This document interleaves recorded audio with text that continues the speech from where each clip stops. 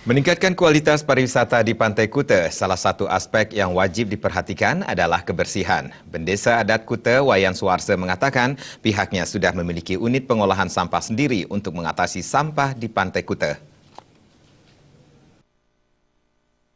Dalam pengelolaan Pantai Kuta, wajib melihat semua aspek untuk menjaga kenyamanan wisatawan yang berkunjung.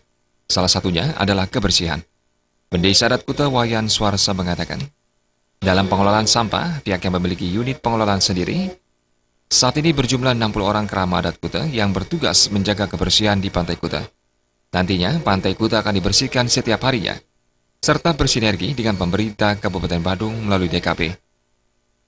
Bahwa pengelolaan Pantai Kuta ini kami mempunyai satu unit pengelola kebersihan Pantai Kuta yang saat ini adalah berjumlah 60 orang kerama adat Kuta yang kita fungsikan sebagai tenaga kebersihan Pantai Kuta, terbagi atas 4 regu. Jadi Pantai Kuta ini dibersihkan setiap hari. Jadi dibersihkan setiap hari, kemudian berkolaborasi, bersinergi dengan pemerintah Kabupaten Badung lewat DKP Badungnya.